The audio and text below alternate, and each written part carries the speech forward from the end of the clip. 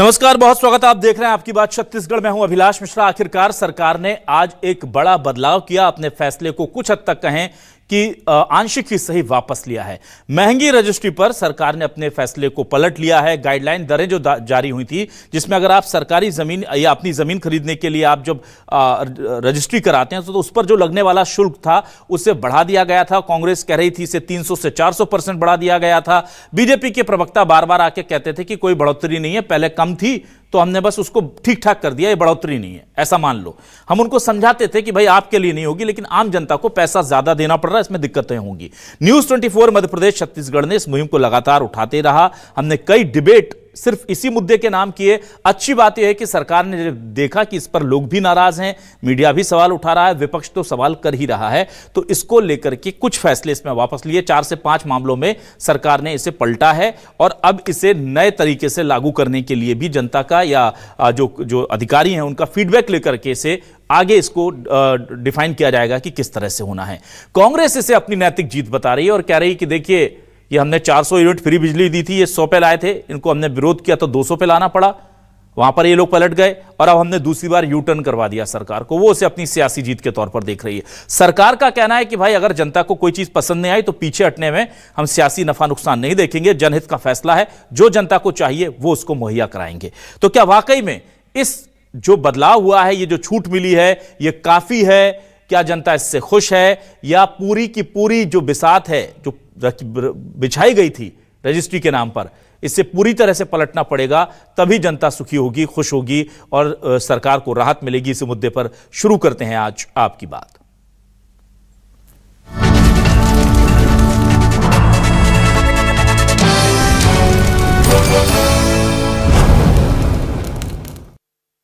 OP Chaudhary साहब, पहले इस रजिस्ट्री को बढ़ाने के, जमीन रजिस्ट्री या गाइडलाइन की दरों को बढ़ाने के कई आपने सुने होंगे उनको कि वो लगातार इसके फायदे गिना रहे थे। आज उन्होंने इसको कम किया है। अब कम किया है तो क्यों किया है, उसके भी फायदे वो गिना रहे हैं, सुनिए। इन दरों पर सरकार लोगों के हित में बहुत सारे रिफॉर्म्स, पंजीयन की प्रक्रिया में बहुत सारे रिफॉर्म्स लगातार ला रही है। पिछले 2 वर्षों से रिफॉर्म पर लगातार काम किए गए हैं, चाहे पूरे व्हाट्सएप से सुविधाएं प्राप्त करना हो, चाहे स्वतः नामांतरण की प्रक्रिया हो।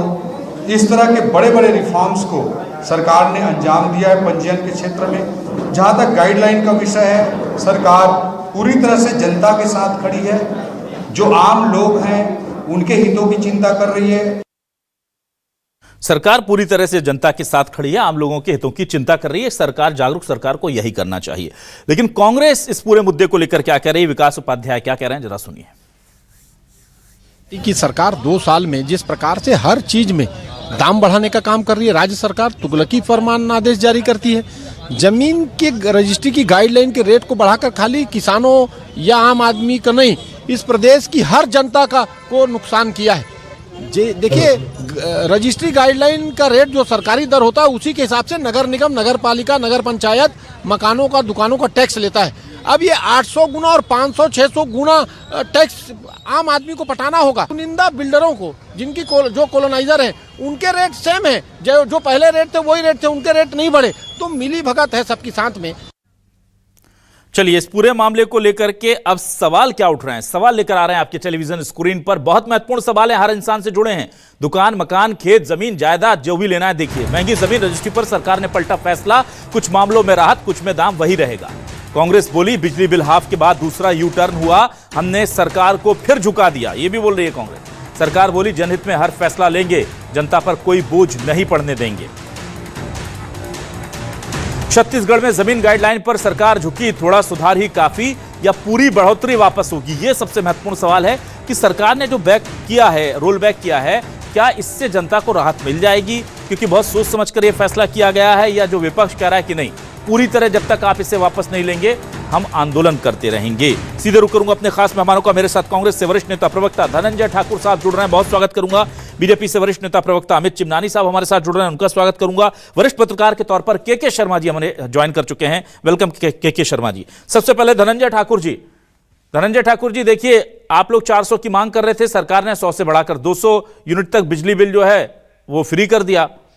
आप लोग पूरी नई गाइडलाइन को ही निरस्त करने की मांग कर रहे थे, उसमें जो विवादित या विरोध जिन पर हो रहा था ज्यादा, वो बिंदु उन्होंने पीछे कर लिए। तो सरकार एक पॉजिटिव मैसेज तो कन्वे कर रही है, आप लोग बिल्कुल अड़ गए कि नहीं सब कुछ पूरा ही कराएंगे, हमारे हिसाब से ही कीजिए, क्या बात है? देखिए बिलास जी, आपको याद होगा जीएसटी जब लागू किए गए देश में, तो नरेंद्र मोदी जी आधी रात को आकर सीना चौड़ा करके बोलते थे कर के लिए क्रांतिकारी कदम है। उस दौरान हमने कहा था कि जनहित में नहीं है, इससे व्यापार व्यवसाय नुकसान होगा, आम जनता के ऊपर व्यय भार बढ़ेगा। और लगातार आंदोलन के बाद, आवाज उठाने के बाद सदन से सड़क में, उसके बाद जीएसटी को रिफॉर्म किया गया तो बोले बचत उत्सव है। तो भाई शपथ लगाने वाले भी आप थे, 11 साल तक शपथ लगाए, अब बचत उत्सव का नाम दे रहे हैं। वही स्थिति प्रदेश में है। भाई गाइडलाइन दर में जो तानाशाही फैसला किया गया बढ़ाने का, ओपी चौधरी और विष्णु साय सरकार ने किया है। प्रदेश में जगह जगह इनके मंत्रियों से लेकर इनके प्रदेश अध्यक्ष को भी जनता घेरते रही है। हम लगातार कर रहे थे ये तानाशाही फरमान है, इससे गरीब आदमी को घर खरीदने में, किसानों को खेत खरीदने में, मध्यम वर्गीय को भारी नुकसान होगा, भारी समस्याएं होगी। मान नहीं रहे थे। और यहाँ के सांसद बृजमोहन अग्रवाल जी पत्र लिखे, और जिस प्रकार से ये गाइडलाइन दर में बढ़ोतरी वापस लेने की बात कर रहे हैं, ये कोरा झूठ और बकवास है। क्योंकि जमीन की जो गाइडलाइन उन्होंने बढ़ाया था दर 10% से 850% तक, वो तो आज ही बरकरार है, उसमें किसी प्रकार से कोई कमी नहीं की गई है। कुछ चीजें जैसे 1400 वर्ग स्क्वायर फीट में जो पूर्व में जो इंक्रीमेंट आधार पे जो गणना होती थी उसको स्थापित रखा है, लेकिन 1400 स्क्वायर फीट अगर आप जमीन खरीदते हो तो जमीन गाइडलाइन की बढ़ी हुई दर जो 8-850% शहर में लग रहा है वो आपको देना पड़ेगा।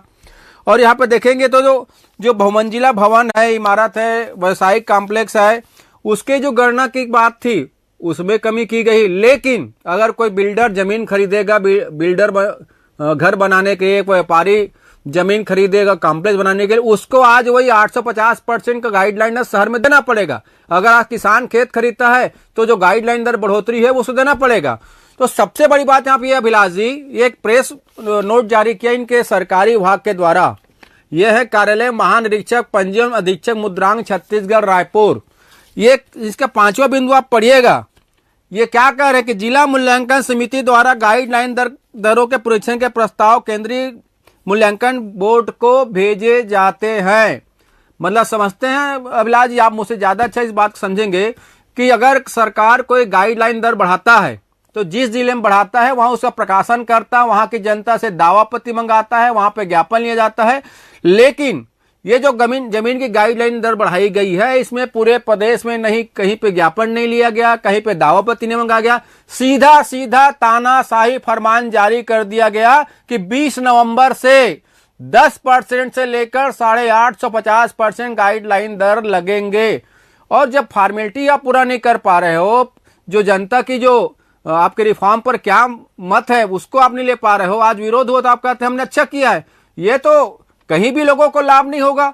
कुछ मामले में है जैसे और जिसमें एफआईआर जो दर कम वो होना है उसमें है, लेकिन गाइडलाइन दर तो वही भी है। आज किसान अगर खेत खरीदता है तो बढ़ा हुआ गाइडलाइन दर देना पड़ेगा। गरीब आदमी अगर 500 स्क्वायर फीट जमीन खरीदता है उसको बढ़ा हुआ धनंजय जी आपके पास। ठीक है धनंजय जी, व्यापारी जमीन खरीदता है, ठीक है आऊंगा सेकंड राउंड में आपके पास। तो आपने बदला क्या है? ठीक है अमित चिमनानी जी, देखिए सरकार कह रही कि हमने जहां पर ज्यादा दिक्कत हो रही थी, जनहित जहां पर प्रभावित हो रहा था, वो फैसले हमने वापस लिए हैं। विपक्ष कह रहा है कि सबसे ज्यादा दिक्कत तो थी 850% तक की वृद्धि, वो आपने वापस नहीं ली है। 2-3 जगह पर आपने रोल बैक किया, पर जो सबसे इंपॉर्टेंट चीज है और एक जो बड़ा तकनीकी पहलू है जो धनंजय जी उठा रहे हैं कि इस प्रक्रिया, इस आदेश को लागू करने से पहले प्रक्रिया का पालन क्यों नहीं किया गया।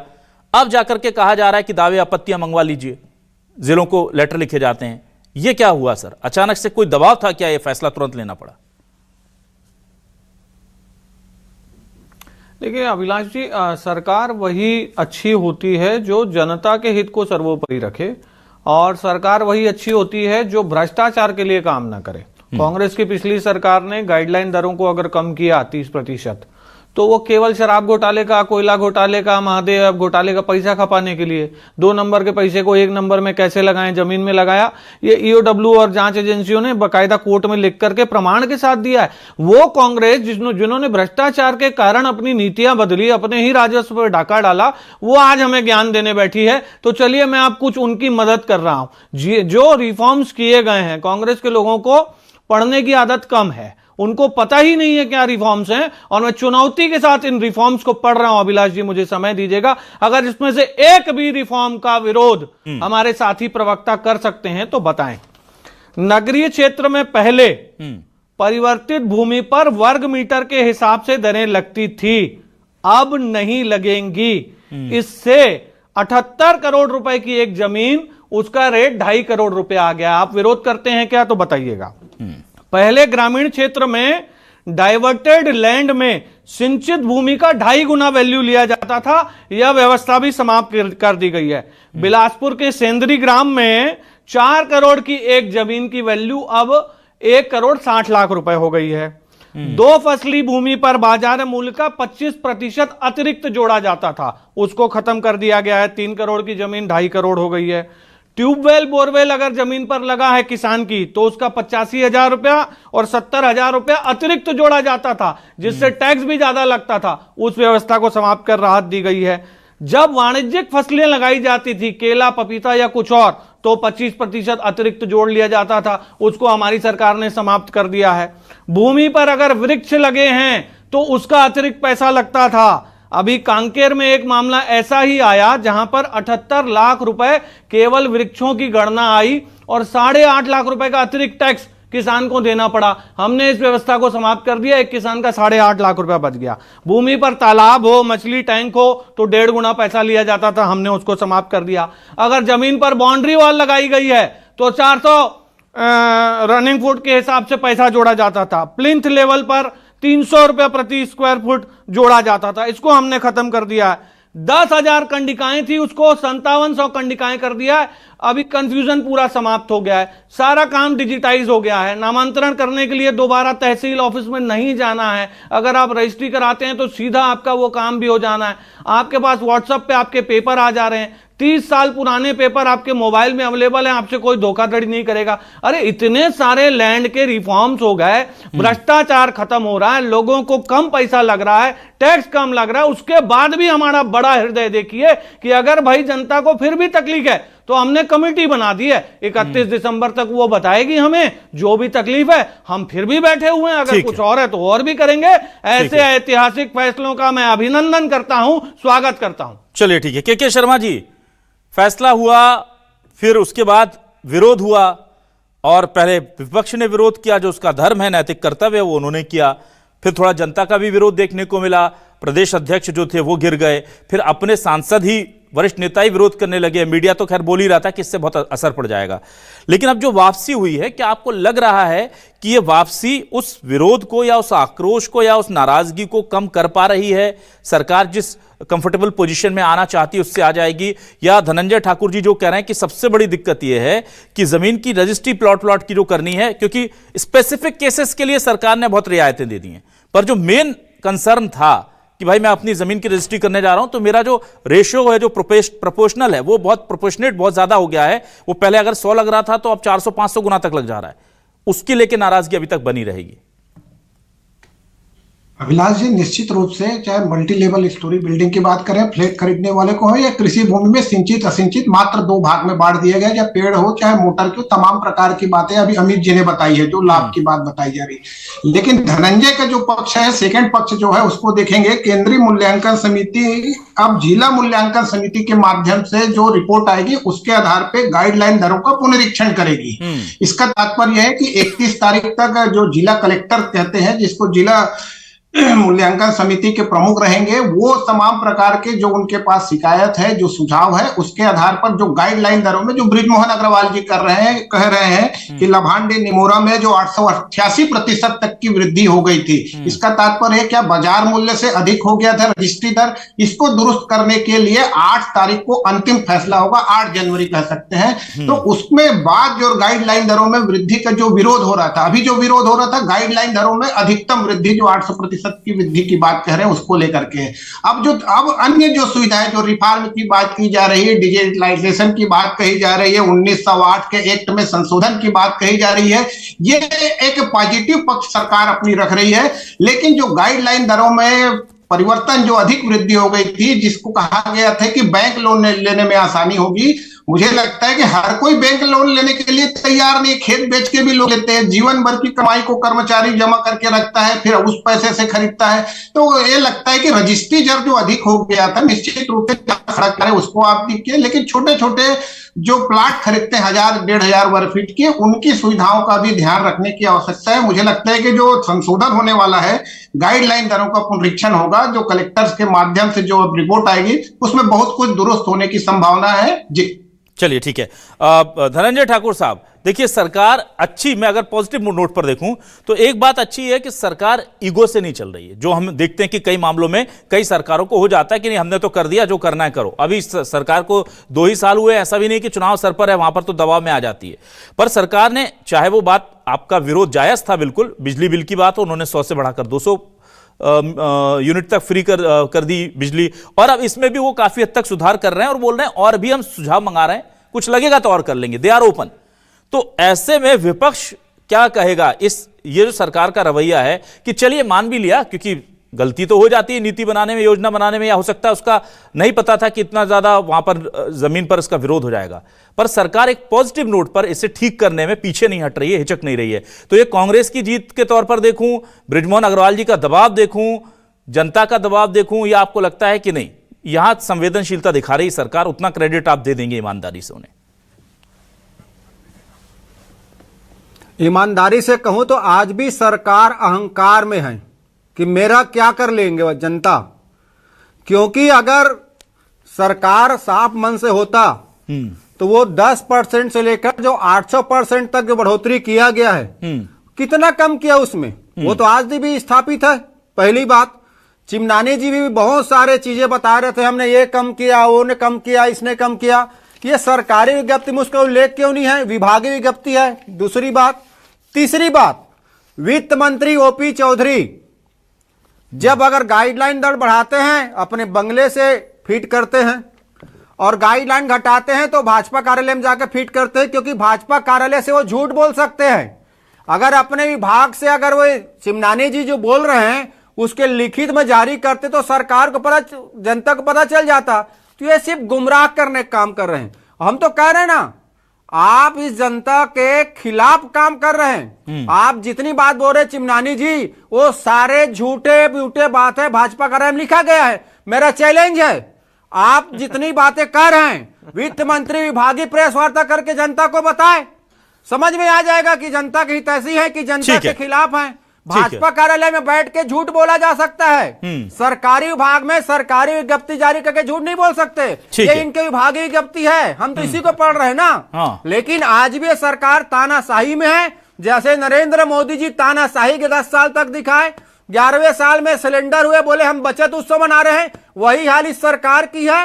ये जनता पे तानाशाही दिखा रहे, विरोध हो रहा है तो भ्रम फैला रहे हैं। ठीक है, चलिए अमित चिमनानी जी, देखिए वो कह रहे हैं कि ये जो आपने छूट की बात कही, जो रियायतों की बात कही, वो केवल बातें हैं, वो प्रैक्टिकली आप जनता तक नहीं पहुंचा रहे हैं, वो आपके फैक्ट और डेटा पर ही सवाल उठा रहे हैं। उसको लेकर क्या कहेंगे आप?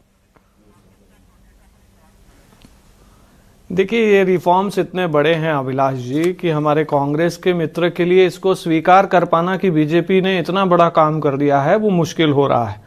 वित्त मंत्री जी अगर भाजपा कार्यालय से प्रेस को संबोधित करते हैं या अपने घर से करते हैं या मंत्रालय से करते हैं, वो वित्त मंत्री हैं।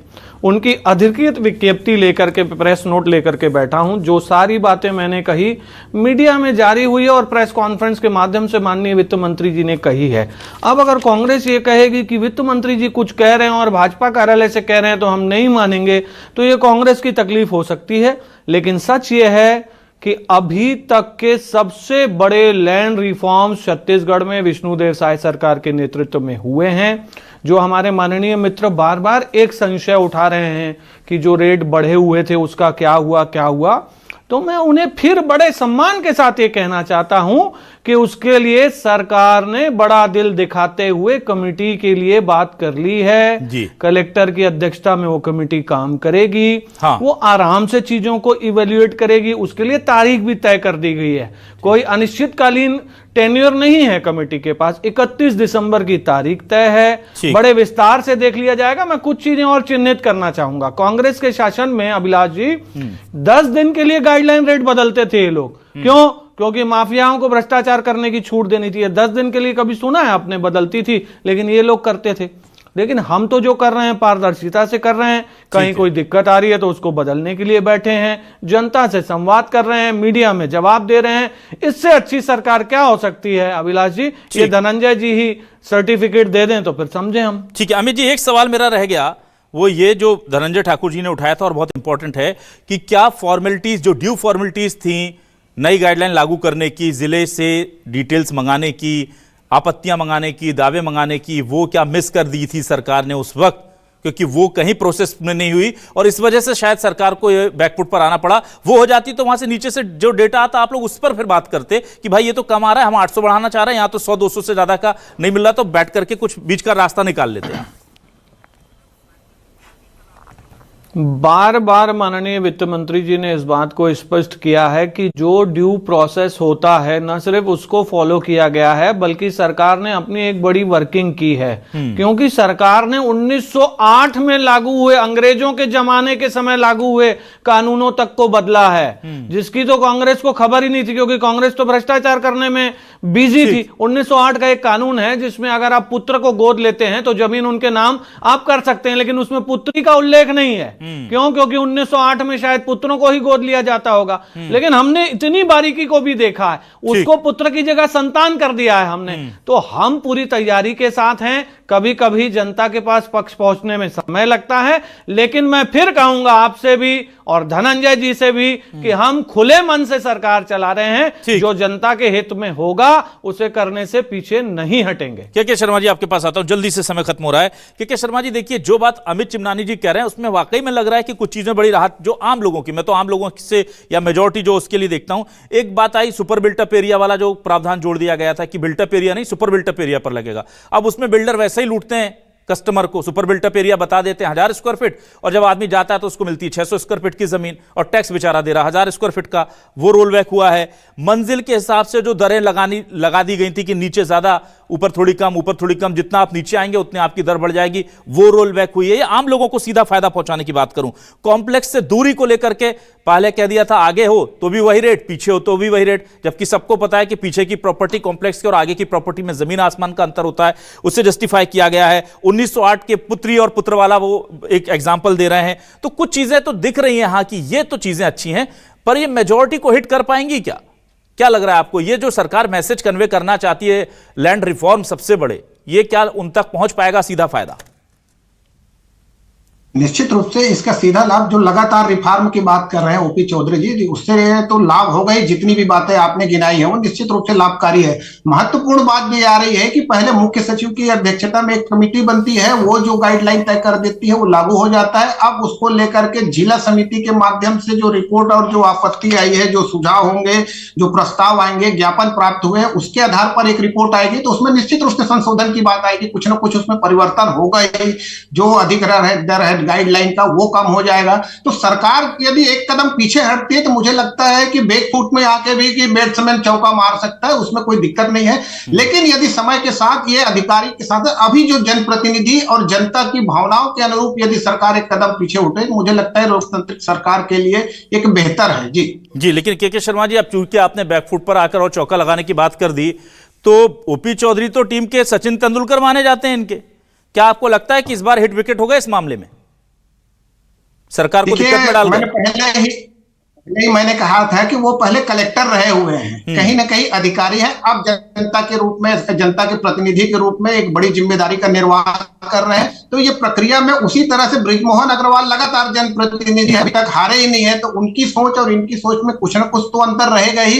ये अंतर के ये भी एक कारण हो सकता है कि अधिकारियों के मुख्य सचिव का अध्यक्षता में रिपोर्ट आई, उसको लागू कर दिया गया। अब जब जनता के बीच जाने की, जनता के विरोध आ रहा है, तो जनता से सुझाव और जनप्रतिनिधियों को संतुष्ट करने की बात आ रही है। जो पहले होना था ड्यू डिलिजेंस तो यही कहलाता है ना कि अगर आपको कभी जमीन की गाइडलाइन रजिस्ट्री रेट बढ़ाने गए हैं तो आप पहले सुझाव ले लेंगे, दावे ले लेंगे, आपत्तियां ले लेंगे, फिर करेंगे, जो शायद नहीं हो पाया। निश्चित रूप से प्रक्रिया अब अपनाई जा रही है, देखना चाहिए। वही मैंने कहा कि बैकफुट में आना तो इसी को कहेंगे ना कि अब जिला कलेक्टर के माध्यम से जो रिपोर्ट आएगी उसके आधार पर आप उसमें गाइडलाइन में सुधार करेंगे। बिल्कुल। देखिए, यह बात सही है कि ओपी चौधरी बहुत लायक और काबिल हैं, जाहिर सी बात है, पहली दफा वो इतनी बड़ी जिम्मेदारी निभा रहे हैं तो अनुभव ही उनको आगे बढ़ाते हैं। लेकिन बृजमोहन अग्रवाल जी को मानना होगा, वो उसी मर्ज को पकड़ लेते हैं जहां पर लगता है कि जनता परेशान है। और अच्छी बात यह है कि बीजेपी के पास ऐसे नेताओं की फौज है जो पार्टी या सरकार की तरफ से कुछ अगर लगता है कि जनता के खिलाफ जा रहा है तो वो खुल के बोलते भी हैं और सरकार उस पर एक्शन भी ले रही है। बीजेपी के लिए अच्छी बात है।